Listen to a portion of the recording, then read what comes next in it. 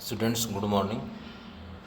Online class में आज हम बायोलॉजी के टॉपिक oogenesis, जिसे हिंदी में अंडजनन भी कहते हैं, का अध्ययन करेंगे।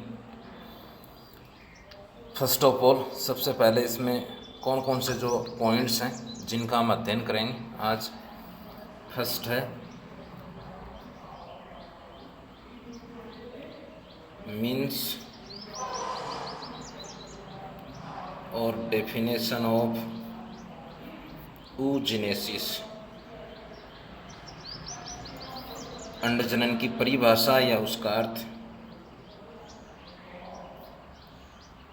सेकंड है इसमें फ्लो चार्ट ऑफ oogenesis, अंडजनन का फ्लो चार्ट, या इसे ये बोल सकते हैं linear figure of oogenesis। Next phases of oogenesis, अंडजनन की प्रावस्थाएं। नेक्स्ट स्ट्रक्चर ऑफ ओवम, अंडाणु की संरचना या मादा युग्मक की संरचना। ये पॉइंट्स इस टॉपिक में पढ़ेंगे। टॉपिक्स है oogenesis, अंडजनन जिसे हिंदी में कहते हैं। फर्स्ट जो पॉइंट इसमें लेंगे वो मीन्स और डेफिनेशन ऑफ oogenesis, अंडजनन का अर्थ या परिभाषा। Flow chart of oogenesis, oogenesis का फ्लो चार्ट या लीनियर फिगर ऑफ oogenesis। अगला फेजेस ऑफ oogenesis, अंडजनन की प्रावस्थाएं।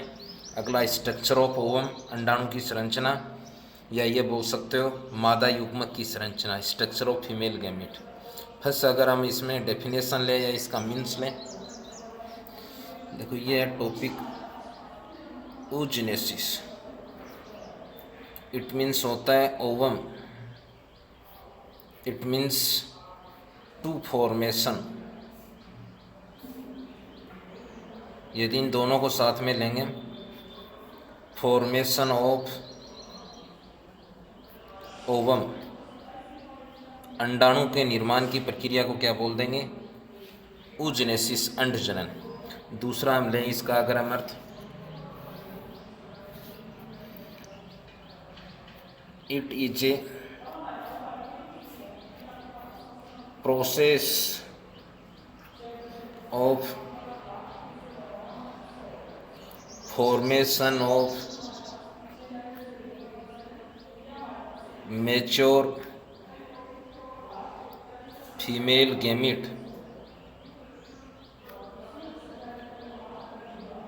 और ओवम। इसे भी वह प्रक्रिया जिसके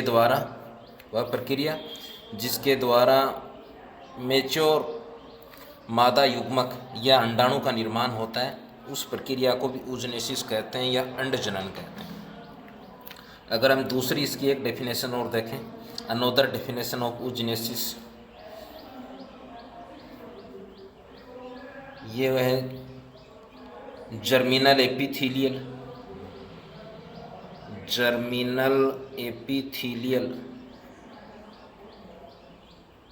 ऑफ ओवेरी। ध्यान रहे oogenesis प्रक्रिया एक तो मादा मनुष्य में संपन्न होती है। मादा मनुष्य के भी जो मुख्य जनन अंग है, प्राथमिक जनन अंग है, मैन और प्राइमरी रिप्रोडक्टिव ऑर्गन ओवेरी में संपन्न होती है। तो यहाँ जो हम जनन उपकला लेंगे, ये जनन उपकला ओवेरी की है, तो अंडाशय की जनन उपकला बोलते हैं। ये सेल है, इन सेल को बोलते हैं PGC, प्राइमोर्डियल जर्म सेल या आदि जनन कोशिका। ये न्यूक्लियस है सभी का। डिप्लॉइड सेल होती हैं PGC यानी primordial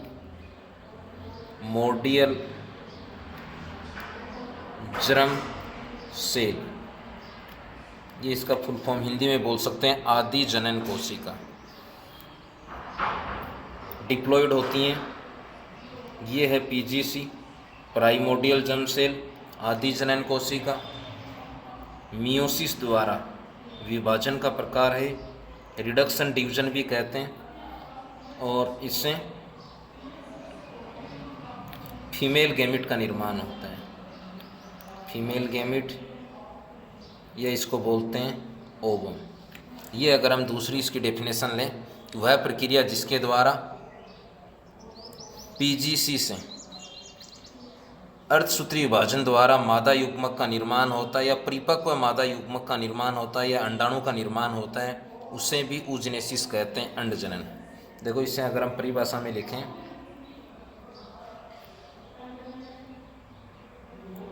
formation of mature female gamete, वह प्रक्रिया जिसके द्वारा परिपक्व मादा युग्मक, formation of mature gamete, mature female gamete from, किससे बन रहा है? इससे बन रहा है पीजीसी से। किस प्रोसेस से बन रहा है? मियोसिस से। From PGC by the process, या ये बोल सकते हो by the division, by the process meiosis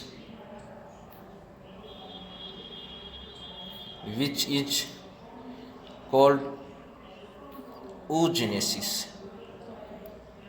वह प्रक्रिया जिसके द्वारा आदि जनन कोशिका, किसकी? ओवेरी की जनन उपकला में स्थित, ओवेरी की जनन उपकला में स्थित पीजीसी अर्धसूत्री विभाजन द्वारा यदि मादा युग्मक का निर्माण करे या परिपक्व अंडाणु का निर्माण करे, उसे भी ऊजनेसिस कहते हैं। तो ये दो डेफिनेशन है।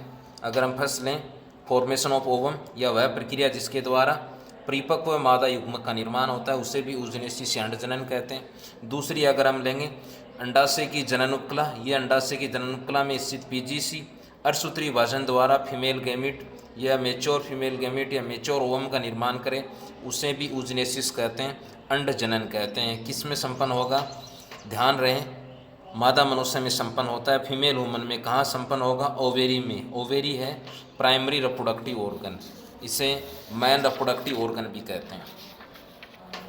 सेकंड इसमें अगर हम लें फ्लो चार्ट, दूसरा जो पॉइंट है इसमें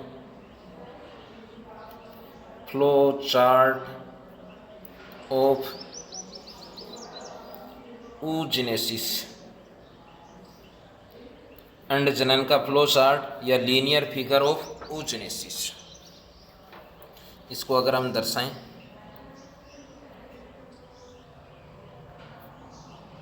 ये है germinal epithelial, germinal epithelial Hindi में बोलेंगे इसे जनन उपकला, किसकी है? ओवेरी की, अंडाशय की जनन उपकला। एपिथीलियल टिश्यू है, किससे बन रहा है? सेल के समूह से। ये सेल है, सेल को बोल रहे हैं पीजीसी, ये न्यूक्लियस पीजीसी, या इसे बोलेंगे प्राइमोर्डियल जर्म सेल आदि जनन कोशिका, ये है पीजीसी। कैसी हैं? डिप्लॉयड सेल है। अब ये ध्यान ये रखना है, इससे पहले जो टॉपिक लिया था हमने स्पर्मेटोजेनेसिस शुक्र जनन और oogenesis अंड जनन, दोनों में अंतर ये है कि स्पर्मेटोजेनेसिस मेल ह्यूमन में प्यूबरिटी एज में प्रारंभ होता है, परंतु oogenesis मादा मनुष्य में भ्रूणी अवस्था से प्रारंभ हो जाता है, बट कंप्लीट नहीं होता है। ध्यान ये रहे, स्पर्मेटोजेनेसिस मेल ह्यूमन में प्यूबरिटी एज में प्रारंभ होता है, परंतु oogenesis फीमेल ह्यूमन में भ्रूणी अवस्था से प्रारंभ हो जाता है। भ्रूणी अवस्था में प्रारंभ होता है परंतु कंप्लीट नहीं होता है, और जैसे ही प्रारंभ होता है उस समय प्रत्येक ओवेरी में लगभग 20 लाख के आसपास उगोनिया पाए जाते हैं, अंड जनन कोशिकाएं पाई जाती हैं। वो अंड जनन कोशिकाएं इसी से बनती हैं, पीजीसी से बनती हैं, बाद में नहीं बनती हैं, पहले से उपस्थित होती हैं। जन्म के बाद में उगोनिया का निर्माण नहीं होता है। वहाँ स्पर्मेटोजेनेसिस में अपन ने स्पर्मेटोगोनिया पढ़ा था, यहाँ उगोनिया जन्म से पहले ही बन जाते हैं, पीजीसी से बनते हैं। कितने होते हैं? लगभग प्रत्येक अंडाशय में 20 लाख के आसपास पाए जाते हैं, जन्म के पश्चात नहीं बनते हैं। तो इनमें एक कोई भी पीजीसी, ये पीजीसी प्राइमोर्डियल जर्म सेल क्या बनाती है एम्ब्रियोनिक स्टेज में? उगोनिया का निर्माण करती है। ये वाली सेल हैं उगोनिया, इन्हें बोलते हैं हिंदी में अंड जनन कोशिका। कितनी होती हैं? लगभग 20 लाख के आसपास होती हैं। किस में? प्रत्येक ओवरीज में होती हैं। किससे बनती हैं? आदि जनन पीजीसी से बनती हैं। किस विभाजन द्वारा बनती हैं या किस प्रक्रिया द्वारा बनती हैं? समसूत्री विभाजन द्वारा बनती है। ये दोनों प्रोजनी सेल हैं, पुत्री कोशिकाएं बोल सकते हो, ये पेरेंट सेल है। ये उगोनिया पुनः माइटोसिस द्वारा डिप्लॉइड सेल का निर्माण करती है। ये है डिप्लॉइड सेल, पुनः क्या है, किस प्रक्रिया द्वारा बन रही हैं? माइटोसिस समसूत्री द्वारा बन रही हैं। इन बनने वाली डिप्लॉइड सेल को भी क्या बोलते हैं? उगोनिया बोलते हैं। अब देखो, यह प्रक्रिया भ्रूण अवस्था में होती है। भ्रूण अवस्था में जनन उपकला किसकी? ओवेरी की पीजीसी माइटोसिस द्वारा विशेष प्रकार की द्विगुणित कोशिकाएं बनाती हैं। विशेष इसलिए बोल रहे हैं क्योंकि मादा मनुष्य में बनती हैं। फीमेल ऑर्गेनिज्म में इनका निर्माण होता है, जिन्हें उगोनिया कहते हैं। ये उगोनिया माइटोसिस द्वारा और डिप्लॉइड सेल बनाती है। उगोनिया कितनी होती हैं संख्या? ध्यान रहे, लगभग 20 लाख के आसपास प्रत्येक अंडाशय में। कब होता है इनका निर्माण? जन्म से पहले ही हो जाता है, यानी ऊजनेसिस भ्रूण अवस्था में प्रारंभ हो जाता है, बट कंप्लीट नहीं होता है। यहाँ जो बनने वाली जो सेल हैं वो 1 से 2, 2 से 4, आगे हम लेंगे 4 से 8, 8 से 16, यानी 1 से 2, 2 से 4। ये वाली जो सेल हैं ये गुणन रूप में बन रही हैं या गुणा रूप में बन रही हैं, इसलिए इस फेज को भी बोलते हैं मल्टीप्लिकेशन फेज। हिंदी में बोलेंगे इसे गुणन प्रावस्था। ये पहली प्रावस्था है, हिंदी में बोलेंगे इसे गुणन प्रावस्था। ये पहली प्रावस्था है, ठीक है। मल्टीप्लिकेशन फेज देखो क्या बोल सकते हैं दोबारा, अगर हम रिपीट करें इसमें, यह ऊजनेसिस की प्रथम अवस्था है। इस प्रावस्था में क्या है? पीजीसी माइटोसिस द्वारा द्विगुणित कोशिकाएं उगोनिया बनाती हैं। ये उगोनिया पुनः विभाजित होकर किस द्वारा? माइटोसिस द्वारा ही अन्य डिप्लॉइड सेल्स उगोनिया बनाते हैं। ये बनने वाले उगोनिया किस अवस्था में, किस रूप में बन रहे हैं? गुणा रूप में बन रहे हैं, मल्टीप्लाई फॉर्म में बन रहे हैं, गुणा रूप में बन रहे हैं, इसलिए इस प्रावस्था का नाम रखा है गुणन प्रावस्था। उगोनिया का निर्माण कब हो जाता है? जन्म से पहले ही हो जाता है। प्रत्येक अंडाशय में ध्यान रहे कितने होते हैं? लगभग 20 लाख पाए जाते हैं। इस प्रावस्था में कौन सा विभाजन होता है? माइटोसिस होता है। बनने वाली सेल को क्या बोलते हैं? ये भी उगोनिया कहते हैं। उगोनिया की गुणिता अगर पूछे तो कैसी होती है? द्विगुणित होती है। पीजीसी भी कैसी हैं? द्विगुणित हैं। पहली अवस्था का नाम क्या है? मल्टीप्लिकेशन। क्यों है? क्योंकि गुणा के रूप में ये सेल बन रही हैं। दूसरा है सेकंड फेज, हम देखें इनमें से कोई भी उगोनिया, ये उगोनिया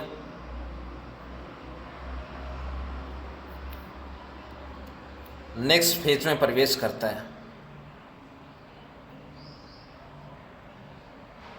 और नेक्स्ट फेज को बोलेंगे ग्रोथ फेज। कोई भी उगोनिया जैसे ही नेक्स्ट फेज में प्रवेश करते हैं, इस दौरान अन्य उगोनिया इसे न्यूट्रिशन देने का कार्य करते हैं। इनके पास जो भी न्यूट्रिशन है, जैसे ये प्रवेश कर रहा है तो अन्य के पास जितना न्यूट्रिशन है वो इसको देते हैं। न्यूट्रिशन प्राप्त करके ये वाले उगोनिया के आकार में, इसके आकार में वृद्धि होती है, केवल वृद्धि हो रही है। इस वृद्धि होने के कारण इस प्रावस्था को बोलते हैं ग्रोथ फेज, वृद्धि प्रावस्था कहेंगे। ये द्वितीय प्रावस्था है। देखो, गुणन प्रावस्था में निर्मित उगोनिया पोषण प्राप्त करके, अब पोषण प्राप्त करने वाले इन उगोनिया को या इन सेल्स को क्या बोलेंगे? नर्स सेल या फोलिकल सेल बोलेंगे। फोलिकल सेल जो पोषण प्रदान करेंगे, पोषण प्राप्त कर उगोनिया के आकार में वृद्धि होती है, आयतन में वृद्धि होती है, लगभग दुगुना बोल सकते हो या दुगुने से अधिक। उस वृद्धि होने के कारण इस प्रावस्था को वृद्धि प्रावस्था कहते हैं। ये वाली प्रावस्था है, दो अन्य प्रावस्थाओं में आगे संपन्न होगी। एक प्रावस्था का नाम है, या सब फेजेज बोल सकते हो आप, परिविटेलोजिनेसिस। दूसरी है या सेकंड है विटेलोजिनेसिस। इसको तो बोलेंगे पितक जनन। देखो, जनन का अर्थ है पेरेंट से प्रोजेनी और यहाँ क्या बनेगा प्रोजेनी के रूप में, ये मान सकते हैं अपन, पित्तक बनेगा। ये है पूर्व पित्तक जनन। पित्तक से निर्माण के पहले की अवस्था है। पित्तक को ध्यान रहे, योक भी बोलते हैं, विटेलाइन भी बोलते हैं, लेसिथल भी बोलते हैं। ये 3-4 वर्ड काम में लेते हैं। विटेलाइन, योक, लेसिथल और पित्तक, चारों का अर्थ एक ही है। ग्रोथ फेज में कौन सी 2 अन्य सब फेजेज हैं? Pre vitellogenesis, vitellogenesis. इसको हिंदी में क्या कहेंगे? पूर्व पित्तक जनन, यानी पित्तक के निर्माण के पहले की अवस्था, इसे क्या कहेंगे? पित्तक जनन। अब इसमें क्या होगा? एक तो है चेंज इन न्यूक्लियस, न्यूक्लियस में परिवर्तन होगा। दूसरा है चेंज इन साइटोप्लाज्म, इसमें फॉर्मेशन ऑफ योक,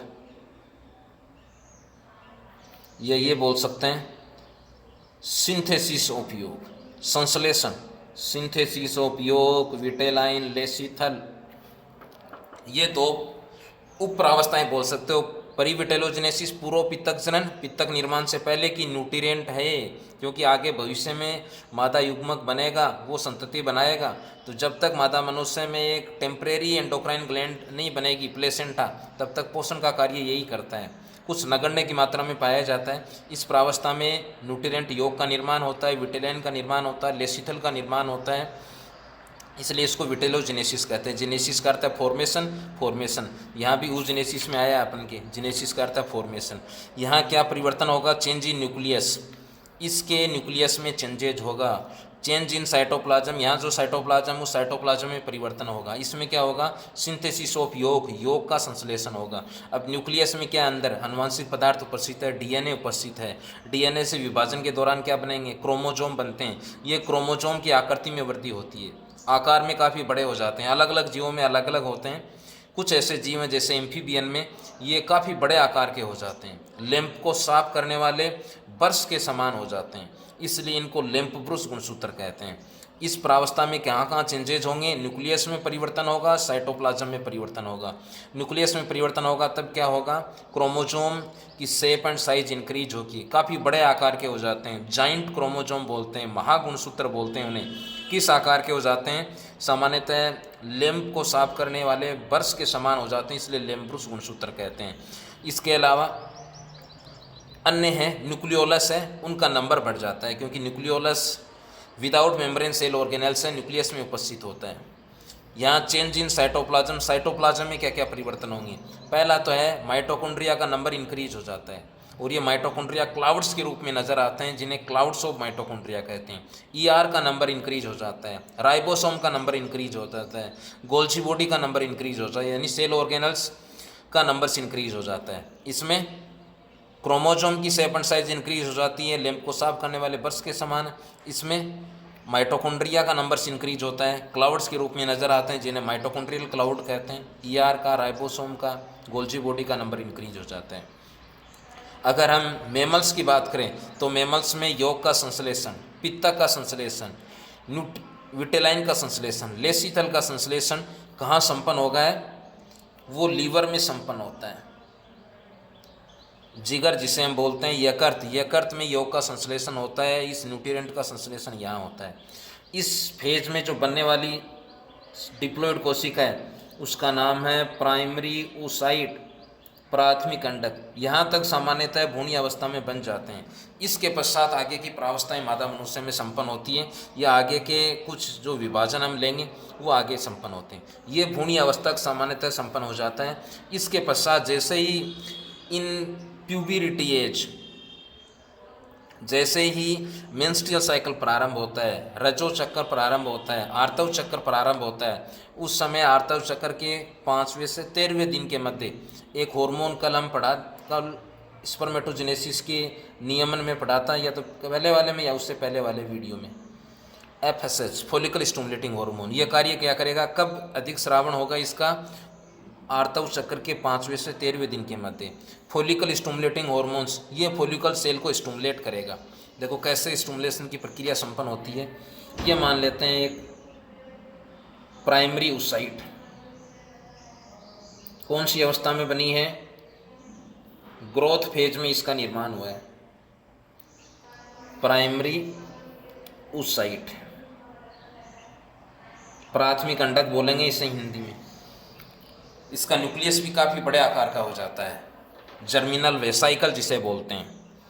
किससे बन रहा है? उगोनिया से। कब? जब नर सेल फोलिकल सेल इसको न्यूट्रिशन देंगी। कौन सी प्रावस्था में संपन्न होगा? ये दो प्रावस्थाओं में। इसमें योग बनेगा, इसमें साइटोप्लाज्म और न्यूक्लियस में चेंजेज होगा। योग कहाँ संश्लेषण होगा? मैमल्स में, लीवर में। अगर आर्थ्रोपोड्स में हम बात करें तो फेट बॉडीज में होता है। ये प्राइमरी oocyte है। इस प्राइमरी oocyte के चारों ओर फोलिकल सेल की एक लेयर जमा होती है, पुटक कोशिकाएं एक लेयर के रूप में जमा हो जाती हैं। प्राइमरी oocyte छोटे में दिखाया मैंने इसे।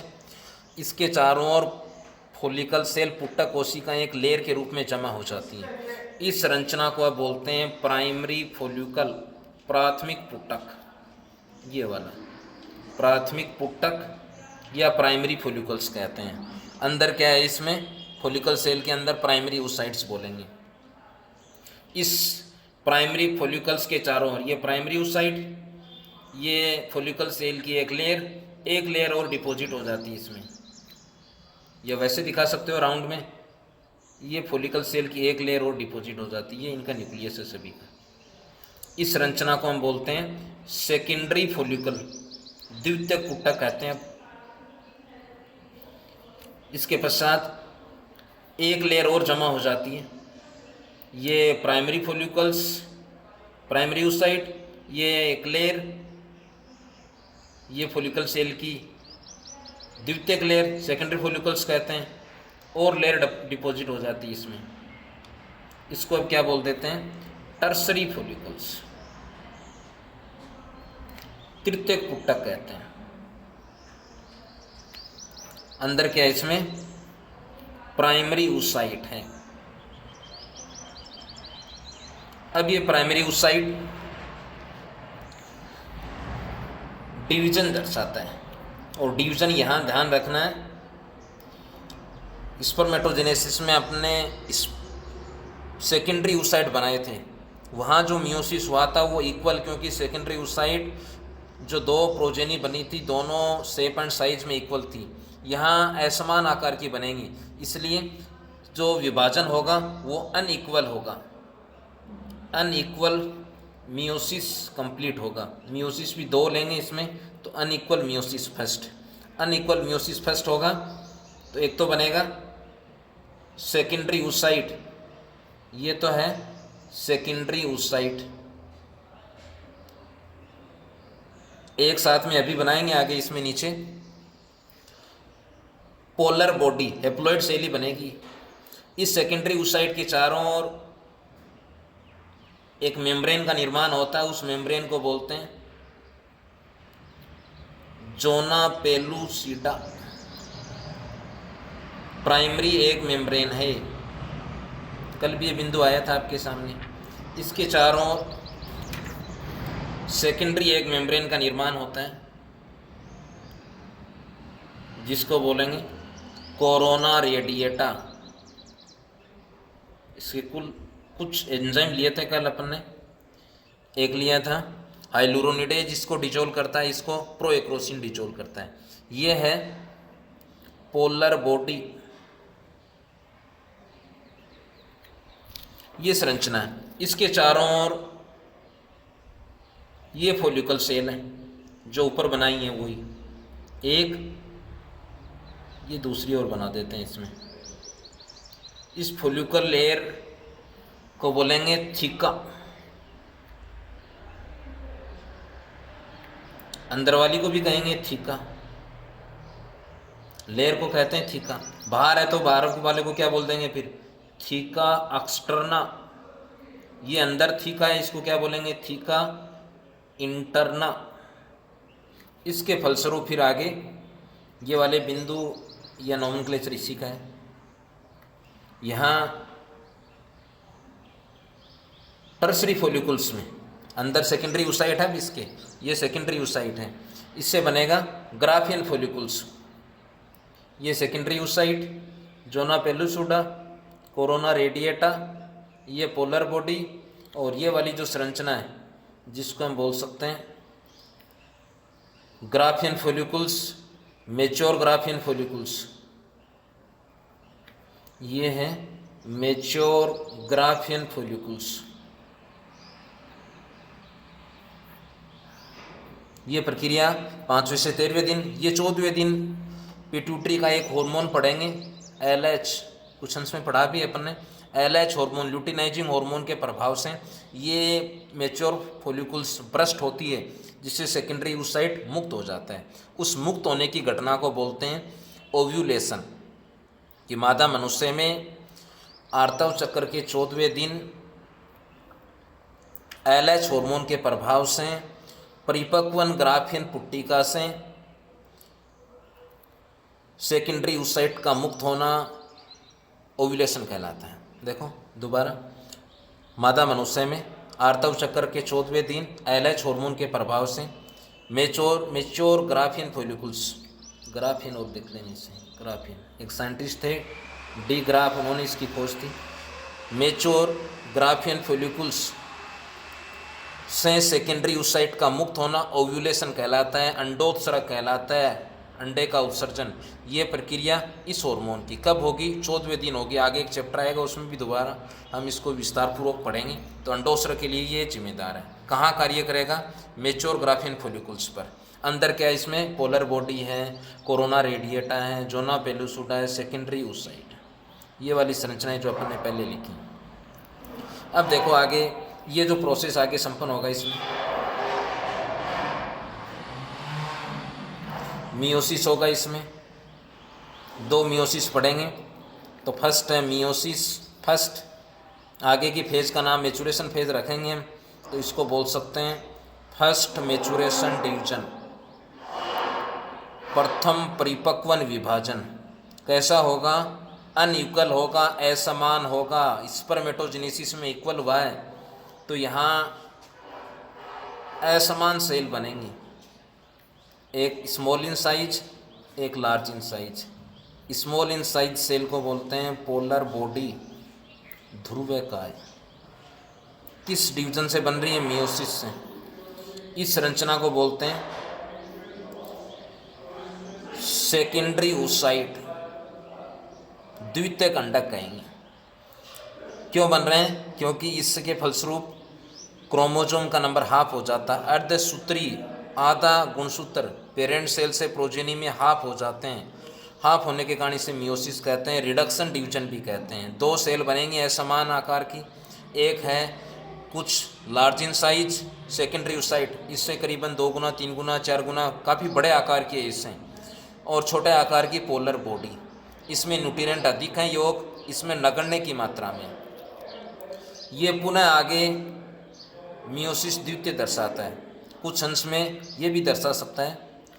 इससे तो जो संरचनाएं बनेंगी उस संरचना का नाम है ओवम, मेच्योर ओवम।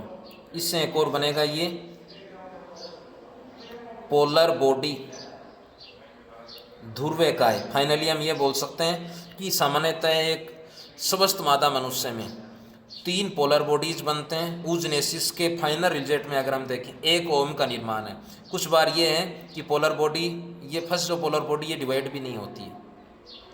इस प्रक्रिया में एक मेच्योर संरचना का निर्माण होता है, मेच्योर संरचना ओवम।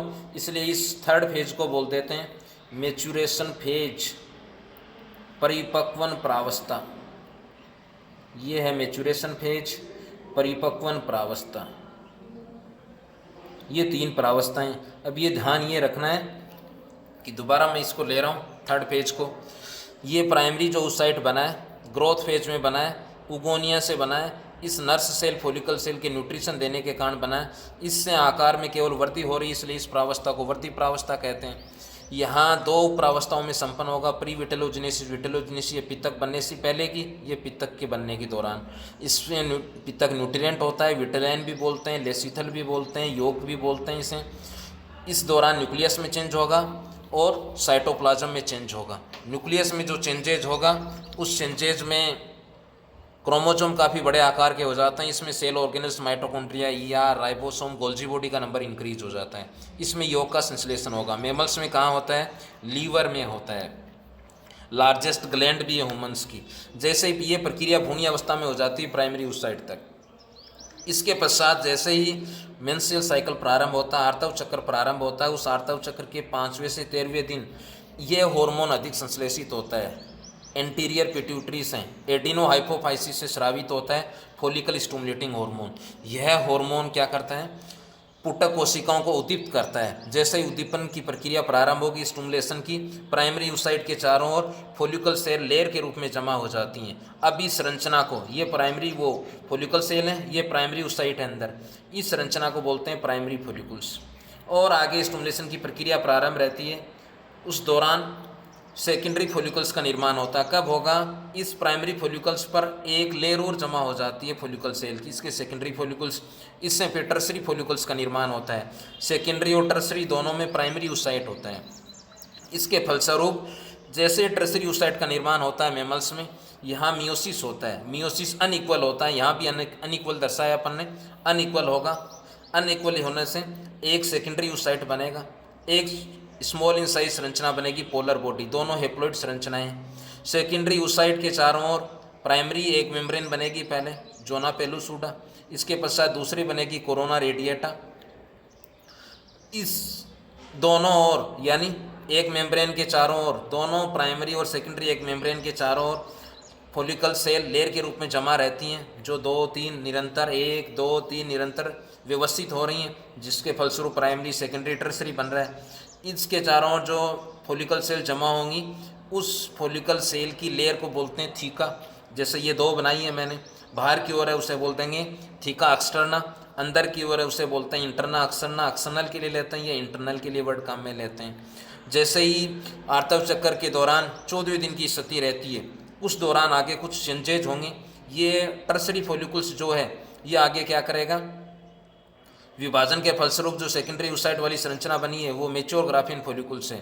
14वें दिन LH हार्मोन के प्रभाव से एडिनो हाइपोफाइसिस से स्रावित होगा। ये मेच्योर संरचना को बोलते हैं मेच्योर ग्राफिन फॉलिकल्स, और ये LH के प्रभाव से ये ब्रस्ट हो जाता है, सेकेंडरी oocyte मुक्त हो जाता है, जिसे ओव्यूलेशन कहते हैं। तो ये सामान्य कुछ बार डेफिनेशन भी आ सकती है कि ओव्यूलेशन क्या है। मादा मनुष्य में आर्तव चक्र के 14वें दिन LH हार्मोन के प्रभाव से परिपक्व ग्राफिन पुट्टिका के ब्रस्ट होने से सेकेंडरी oocyte का मुक्त होना ओव्यूलेशन कहलाता है। इस हार्मोन के प्रभाव से प्रक्रिया होती है। कहाँ पहुँचता है सेकेंडरी oocyte, ओविडक्ट में पहुँचता है। ये ध्यान रखना है, मियोसिस जो सेकेंड है, ये वाला मियोसिस सेकेंड, जिसे ये बोल सकते हैं सेकंड मैच्योरेशन डिवीजन, ये दोनों साथ साथ होते हैं। साथ साथ का अर्थ ये है, जैसे ही यहाँ यदि शुक्राणु पहुँचते हैं तो शुक्राणु निषेचन प्रक्रिया और मियोसिस सेकंड यानी परिपक्व अंडाणु का निर्माण की प्रक्रिया साथ साथ होती है। As soon as ovum come near to secondary oocyte, so secondary oocyte stimulate and to so divide meiosis second, it means secondary maturation division and forms a mature structures together fertilization। इसलिए इस phase में mature संरचना बनने के कारण maturation phase भी बोलते हैं, परिपक्वन इसे प्रावस्था भी कहते हैं। तो ये कुछ इसमें बिंदु थे। छोटे क्वेश्चन में अगर हम ओव्यूलेशन कहा सकता है, योग का संश्लेषण क्या है, योग क्या है। मानव में अगर हम देखें एक ही पीजीसी भाग लेगी, ये ध्यान रखना। स्पर्मेटोजेनेसिस में जितनी पीजीसी अपन ने दर्शाई थी सभी पीजीसी भाग लेती हैं, परंतु यहाँ सभी पीजीसी भाग नहीं लेती हैं, केवल एक पीजीसी भाग लेगी आगे। क्योंकि यदि सभी पीजीसी भाग लेंगी, वहाँ एक पीजीसी से 4 शुक्राणु बनाए थे, 4 नर युग्मक बनाए थे, स्पर्म बनाए थे 4, यहाँ एक ही परिपक्व अंडाणु बनता है। यदि 4 बनेंगे तो ऐसी स्थिति में चारों निषेचित हो सकते हैं। चारों निषेचित होंगे तो संततियाँ अधिक बनेंगी। जो न्यूट्रिएंट मादा की देह में वो डिवाइड होगा, विभक्त होगा चारों संततियों में, तो संततियाँ कुपोषित हो सकती हैं। कुपोषित होने के कारण सामान्यतः मादा मनुष्य के एक बार में यानी पर मंथ में एक बार में एक ही ओवेरी में होता है, अगले मंथ दूसरी में। यदि इस मंथ ओजेनेसिस प्रक्रिया राइट ओवेरी में तो नेक्स्ट मंथ लेफ्ट ओवेरी में सामान्यतः संपन्न होती है। ये oogenesis का प्रोसेस है, वही स्पर्मेटोजेनेसिस की तरह 3 प्रावस्थाएं। यहाँ ग्रोथ फेज लॉन्ग होती है, 2 ये प्रावस्थाएं, ये ध्यान में रखनी है। ये प्रक्रिया योग क्या है, न्यूट्रिएंट। अगर हम इसका योग का कंपोजिशन देखें आगे, देखो कंपोजिशन ऑफ योग,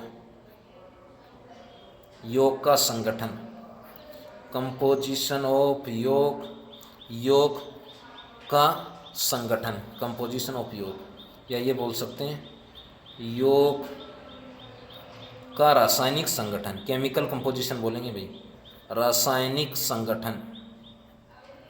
तो ये बोल सकते हैं केमिकल कंपोजिशन ऑफ योग। फर्स्ट, इसमें जो मैक्सिमम अमाउंट में वो है वाटर, जल सबसे अधिक मात्रा में, जो कि है सामान्यतः 46.7। इसके पश्चात इसमें है प्रोटीन, प्रोटीन है वो है 16.7। फिर है फोस्फोलिपिड, संयुग्मित लिपिड है, या इसको उदासीन वसा भी बोल देते हैं, ये है 32.6। इसके अलावा इसमें जो कार्बोहाइड्रेट है वो है 1%। ये है योग का केमिकल कंपोजिशन, योग का रासायनिक संगठन क्या क्या होते हैं। देखो ये फेजेज आई थी आपके सामने, वेटेलोजिनेसिस। इसमें योग में क्या क्या होगा, एक तो ग्लाइकोजन का होगा संश्लेषण, लिपिड का भी होता है, प्रोटीन का भी होता है, अन्य कार्बोहाइड्रेट भी बनते हैं। ग्लाइकोजन भी पॉलीसेकेराइड है, कार्बोहाइड्रेट का प्रकार है। ये जो योग का संश्लेषण है वो योग की है सबसे अधिक कंटेंट में ये। फिर फोस्फोलिपिड, फिर ये प्रोटीन, सबसे कम अमाउंट में कार्बोहाइड्रेट उपस्थित होता है। ये योग का रासायनिक संगठन है। इस प्रकार देखो दोनों में अंतर ये ध्यान में रखना है, एक तो कि नर मनुष्य में स्पर्मेटोजेनेसिस प्यूबरिटी एज में प्रारंभ होती है, इसमें भ्रूणी अवस्था में प्रारंभ हो जाती है। दूसरा है इसमें जो बनने वाली सेल है उगोनिया, वो जन्म के बाद में नहीं बनती हैं, जन्म से पहले बन जाती हैं, बाद में नहीं बनती हैं। No more oogonia are added और फॉर्म्स आफ्टर बर्थ, इसके पश्चात इनका निर्माण नहीं होता है। यहाँ तक भ्रूणी अवस्था में सामान्यतः बन जाते हैं, प्राइमरी उस साइड तक। इसके पश्चात जैसे ही वयस्क अवस्था में आर्तव चक्कर रजोधर्म की घटना होती है, उस दौरान 5वें से 13वें दिन पुटक स्टूमुलेटिंग हॉर्मोन्स बोल सकते हैं, पुटक उद्दीपक हार्मोन के प्रभाव से आगे की प्रक्रिया संपन्न होती है, जिसे primary, secondary, tertiary, mature Graafian follicles, फिर यहाँ से सेकेंडरी उस साइड मुक्त होना, ओव्यूलेशन कहेंगे एलएच के प्रभाव से। इसके पश्चात ये आगे का प्रोसेस संपन्न होता है। यहाँ जो डिवीजन होगा मियोसिस वो अनइक्वल होगा, क्योंकि सेल असमान है, असमान शेप की बनती हैं। स्पर्मेटोजेनेसिस में जो बनती हैं वो सेल समान आकार की, वहाँ इक्वल होगा, समान प्रकार का मियोसिस होता है। तो ये आज का जो टॉपिक था मियोसिस। थैंक्स।